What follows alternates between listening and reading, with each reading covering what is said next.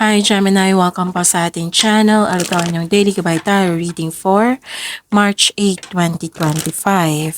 Please be reminded kung naka-resonate kayo, comment down. Kung hindi kayo naka-resonate, ibigay niyo po sa iba kasi general reading po ito. This is for you Gemini ngayong March 8, 2025.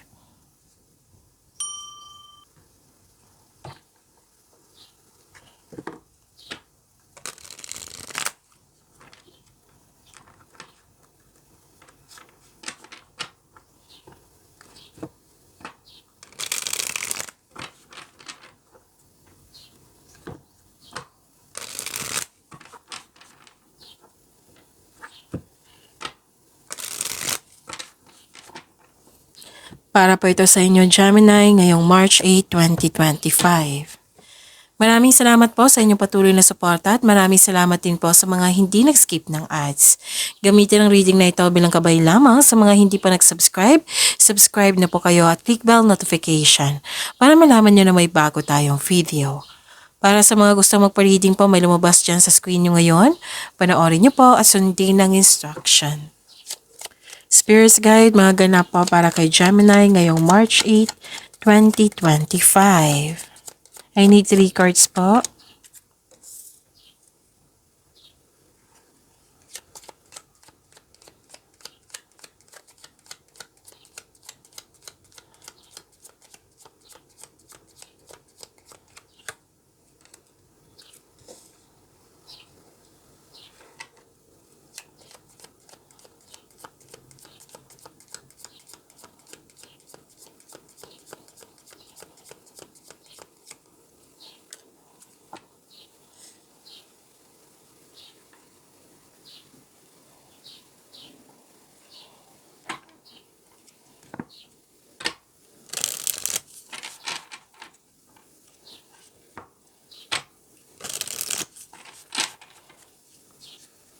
Spirits Guide, mensahe po para kay Gemini ngayong March 8, 2025. I need 2 cards po.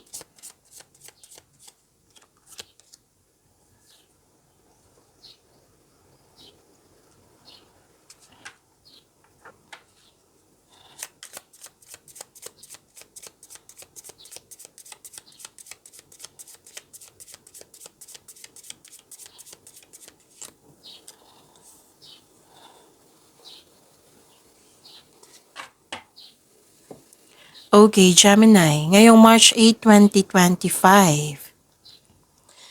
Okay. Worried kayo dito? Stress? Pero mas nangibabaw yung worries eh. Worried.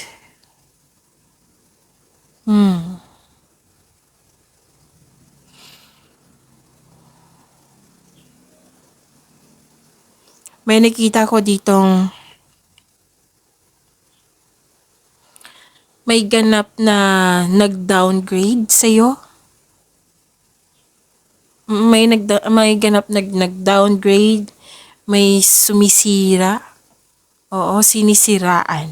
Okay? Sinisiraan. Nakita ko dito na nagkaroon ng loss of connection sa isang tao. Pwedeng still sinisiraan ka niya. Pwedeng nalaman mo na sinisiraan ka niya.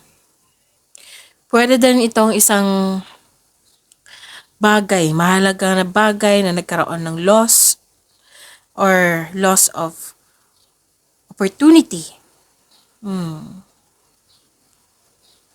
So yung parati kong example sa inyo na pera, pwedeng nagasta, nawala, kinuha, na damage, ninakaw. Pwede din naalala nyo to. Naalala nyo tong nangyaring loss. Okay. Nakikita ko dito na nagkaroon po ng new beginning. Bagong simula. Kakasimula mo lang sa trabaho, sa proyekto, sa koneksyon sa isang tao, sa relasyon. May bagong simula dito. Nakikita ko rin dito na may concern ka sa isang immature na tao. Tapos humihingi ng atensyon ang isang bata sa iyo. Pwedeng inner child mo to or literal na bata. May parating po na pera sa inyo. Wow! Sunod-sunod na to, Gemini, ha? Pansin nyo? May parating sa inyo na malaking pera or dumating na. Or ito ay isang news or information na matatanggap mo. Malalaman mo din yung totoong intensyon ng isang tao sa iyo. Okay? Yung advice ng card nyo po, practice gratitude, appreciation, thankfulness, contentment, and joy. And focus on your own growth. Mag-focus po daw kayo. Self-improvement, for self-awareness, self-discovery, for your growth. Spirit's Guide, ano po yung energy ni Gemini ngayong March 8, 2025?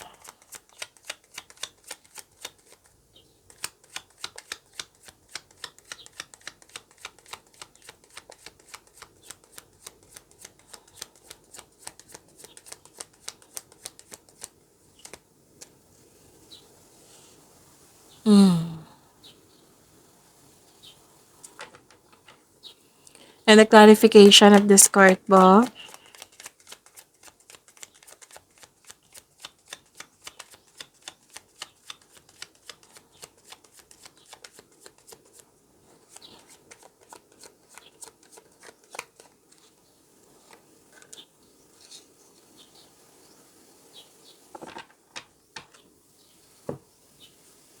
Okay. Kung may narinig kayo or may nakita kayong repeating message, meaning to say, pinupush ng cards niyan kasi ang lens inyo hindi pa binigyan ng atensyon. Na kung maaari din po, bigyan niyo po ng solusyon at aksyon. Remember, Gemini, at the end of the day, alam mo na ikaw lang taong may kakayahan at responsable na gumawa ng sarili mong katotohanan at kinabukasan. So, ano yung energy ni Gemini?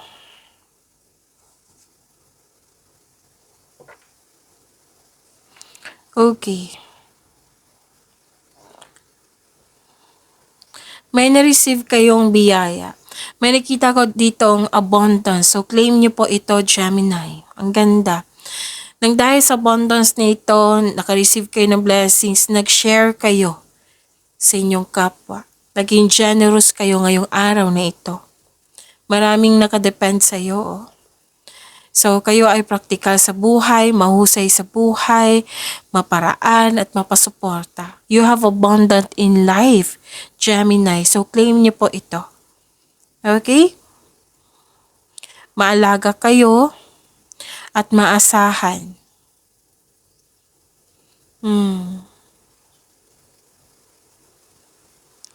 Okay. May nakita kong fertility dito. Okay? So, sa mga may balak mabuntis dyan. Kasi may nakita kong fertility dito. Tapos, may connection sa isang mother figure. Maaaring kausap mo to. Pwede din may nanganak ngayong araw na ito. Or, yun. Nakita ko dito na may nag-aalaga eh. Pwedeng inalagaan kayo or kayo ang nag-aalaga. Ang ilan nandito, nakita ko dito nag-start ng family. Okay? Suporta sa inyong boss, mentor, or life coach. It will help move your career forward. Hindi lang sa career, pwede din sa love life, pwede din sa personal. Okay? Marunong kayo makinig sa inyong intuition. At nakikita ko dito na gumagawa ka ng wise choices. Nakita ko dito na isang grupo ng tao na very supportive sa'yo. Pwedeng family mo po ito. So yun nga, may nakita nga ako dito isang mother or isang mother figure. Pwede din mga bata or bata na yung connection nyo, magkakaroon siya ng positive energy flow. let's say, stress kayo, worried kayo. Kung mag-connect kayo sa isang mother figure, oo, or bilang kayo isang ina, tapos mag-connect kayo sa inner child nyo or sa literal na bata, it will refresh your energy. Magkakaroon siya ng positive energy flow.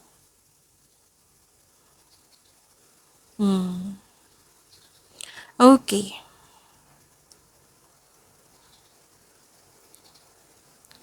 Nakikita ko dito na nagkaroon po ng possibilities and daydreaming. Planning to eh. Nagmuni-muni ka, nagpaplano, nag-create ng plano. Nagmuni-muni ka ngayon, nag-iisip ng mga plano, pangarap sa buhay. Nag-iisip ka ng mga desires mo sa buhay. Yung marami kang choices, iniisip mo kung ano yung pipiliin mo, yung best choice. Pwedeng tao ito, pwedeng bagay, pwedeng pagkakataon. Pumipili ka eh. Mag-ingat lang po sa sobrang pag-iisip. Baka kasi mag-overthink kayo, maghahatid kasi ito ng pagkakalito. So, mag-ingat lang po. So, may temptation din ako nakikita dito. Pwedeng sa things ito, like for example, may gusto kang bilhin. So, pwede siyang isang bagay na pinili mo what's best for you. Pwedeng opportunity din, yung sabi ko kanina. Pero may sinabi din dito eh. So, pay attention ha, lalo na sa committed dito. May temptation kasi. Oo. Temptation na may pipiliin ka. Lalo na sa mga committed dito ha, mag-ingat. Reminder lang po. Kung hindi kayo naka-resonate, ibigay niyo po sa iba. Pwede din maniligaw nyo to. Let's say, maniligaw nyo to. Pumili ka kung sino sa kanila. So, yun, balansehin ang emotion. Okay? Lalo na yung temptation na committed kayo, mag-ingat at balansehin ang iyong emotion para maiwasan ito ng maaga. Okay? Marami kayong ideas. Actually, you're very inspired, Gemini. Yun nga, nagpaplano ka, pwedeng dagdag investment din ito for your financial growth. Mas lumaki ang pangarap mo, kaya nagpaplano ka ng karagdagang investment. Nagplano kang mag-level up. So, pinagigihan mo para magkaroon ng promotion or pag-level up. Yun yung mga advice ng card nyo dito. Focus on your own growth. Self-improvement, self-awareness, self-discovery, and growth. Spirit's guide. Ito din yung lumabas kahapon, no? Pero yun, different message yun eh. Yung regarding po sa pag-level up nyo. Whether sa relationship or sa career and money. So, yun. And up to now, busy kayo. Spirit's guide, busy sa kakaisip, busy sa pag-execute, yung paggawa mo sa mga plano mo. Spirit's guide, career and money po ni Gemini ngayong March 8, 2025.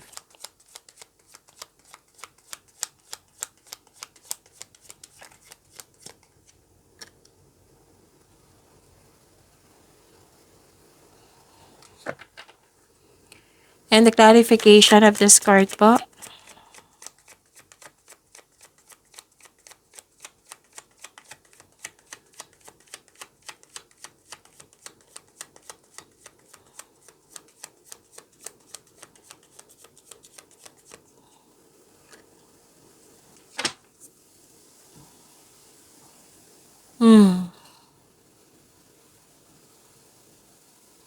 Nakikita ko dito na nagkaroon po ng may concern kayo sa isang tao na hindi marunong magbigay halaga. Pwede din na naging stable yung emotion mo nang dahil sa mga ginagawa niya. Tapos may nakita ko ditong takot or may alinlangan kang lumabas sa comfort zone mo.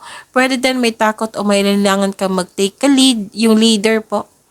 Kahit ng iba ay naghihingi sa'yo ng guidance. Tapos mag-ingat po daw kayo sa communication sa ibang tao. Baka may masabi po daw kayo na hindi maganda sa kanila or hindi nila magustuhan. Yung good intention yung sinabi mo pero for this person hindi niya kayang tanggapin or hindi niya nagustuhan. Or nireject mo agad ang isang tao na gustong makipag-usap sa iyo. Pwedeng nag-block kayo, pwedeng ban, yung hindi mo siya para hindi mo siya kausap.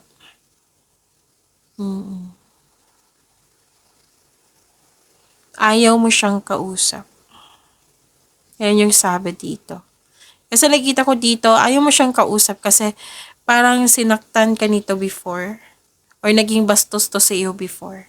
Kaya umiiwas ka kasi ayaw mong ma-stress, ayaw mong maulit yung nangyari. So, lumabas nga dito sa inyong oracle cards, yung kanina yung sabi ko na may concern kayo sa immature na tao, andito rin siya sa career and money niyo po. Ayaw makinig. Pwede din nagkaroon ng frustration kasi, yun nga, gusto mo magkaroon ng progress agad yung ginagawa mo, yung proyekto mo. Parang may hinihintay ka talaga dito, Gemini. Kahapon pa to eh. Or gusto mo may ganap talaga agad. Yung may ganap sa goal nyo. Oo. Gusto mong makuha agad eh, or mag-shortcut para matapos na. So, sabi po ng card dito, if you want to see the result, mag-build kayo ng konkretong plano with action, without rushing. Huwag po daw kayo magmadali. Kasi, kitang-kita ko dito na process siya. So, continue to make plans and action na hindi nagmamadali. Relax lang, sabi po ng card. Kasi kung ipe-pressure mo yung sarili mo, mababurnout ka niyan eh. Mas mabibigatan ka niyan. So, pinaintindi ng card nyo dito na continue to work diligently. Patuloy nyo lang yung sipag nyo na without rushing. Spirit guide, love, life, self-love, partnership, and romance si Gemini ngayong March 8, 2025.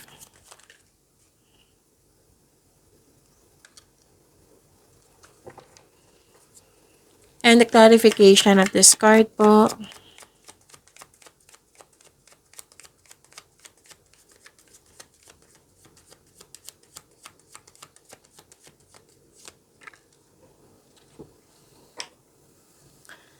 Maraming salamat po sa patuloy na tiwala at suporta sa ating channel. At maraming salamat din po sa mga hindi nag-skip ng ads.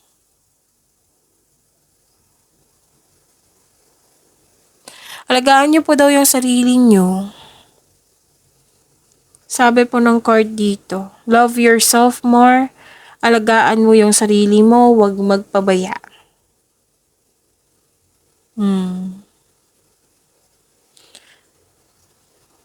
Kasi may nakita ko ditong inaction, lack of concentration, lack of inspiration. May disconnection nga. Lumabas siya dito sa oracle cards nyo as dito rin sa tarot card nyo. Pero at the end of the day, nakikita ko dito na magiging okay din ng lahat. May alignment. At the end of the day, magkakaroon siya ng alignment, inspiration, ma-motivate kayo. May ano dito self-care. Pwede ngang nagpaganda kayo ngayon.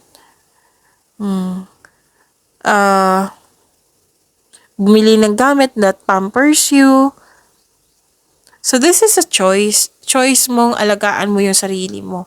Choice mong magiging okay yung lahat. May commitment din dito. Yung sabi ko kanina na may bagong connection dito or bagong kaibigan or bagong pasok sa buhay pag-ibig. Yung may relasyon. Nagkaroon ng pagkakaisa, don't worry. Nagkaroon ng pagkakaisa, kitang-kita ko dito. May bagong connection, may romance na parating sa mga single pa. Maaring parating na ito or nasa harap mo na. Sa mga marelasyon sa buhay mag-asawa, the couple is divinely guided. Okay? May nakita nga ako dito na pwedeng may celebration sa inyo. Monthsary, anniversary, or oo, may celebration. Or may nagpapahiwatig na maliligaw nga. Okay, so yun. Pag-imanin niyo po yung blessings na binigay sa inyo. Gemini, see you tomorrow. Please like, subscribe, and click the button for notification para updated po kayo sa daily tarot reading natin. Maraming salamat.